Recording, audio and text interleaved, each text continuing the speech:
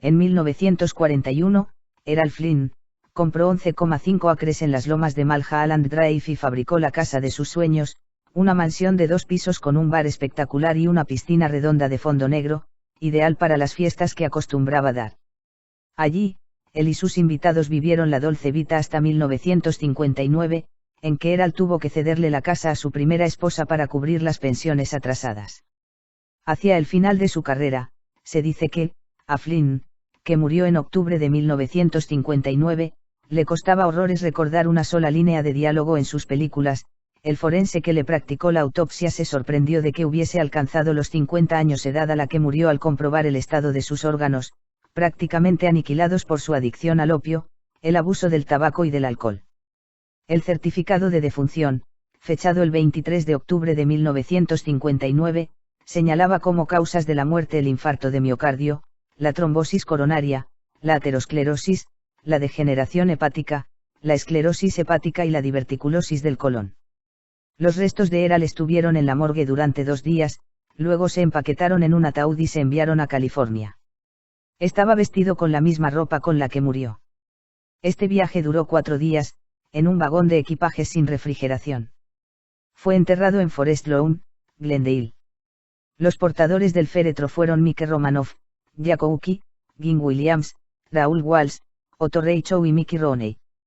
Pero antes de llegar a ese final fue representante durante años del esplendor aderezado con todo tipo de escándalos sexuales y titánicas borracheras. Un vividor de cine.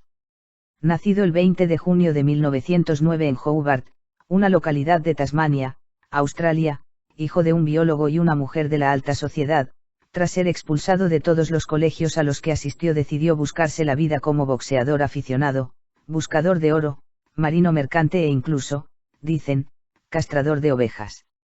En 1977, después de 18 años y otro dueño, el ídolo de la música rock, Ricky Nelson adquirió la propiedad para él, su esposa y sus 4 hijos.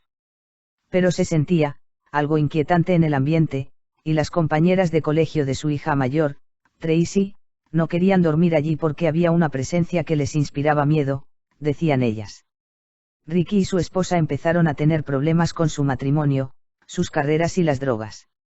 A principios de los 80, Christy se fue con los 3 hijos varones y Tracy se quedó con su padre. Una noche, recuerda Tracy, llegué del trabajo, todo estaba muy oscuro, pero miré hacia el comedor y vi que la luz estaba encendida.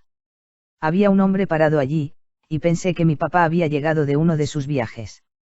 Tracy lo llamó, pero no hubo respuesta, y cuando entró no había nadie. Entonces, sonó el teléfono y era su padre avisándole que no lo esperara hasta el día siguiente.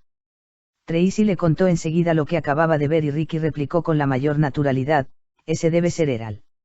Al día siguiente, la joven llegó antes del anochecer y subió directo a su cuarto.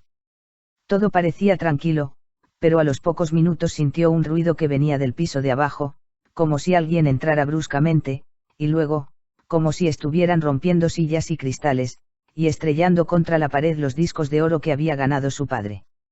Estaba espantada. Me escondí en el closet para esperar a que cesara.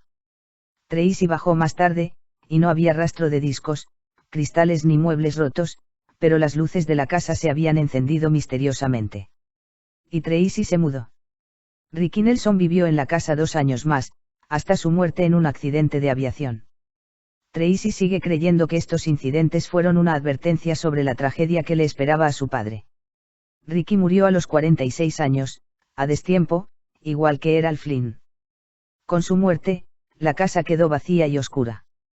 Una noche, una pandilla entró y asesinó a una niña en la sala y un fuego misterioso quemó la mitad de la casa. Las ruinas fueron derribadas, y los 11,5 acres de Errol se vendieron por lotes. Otro lugar en donde numerosos testimonios han dicho haber visto al actor es en su goleta Zaca. Errol la compró en 1945.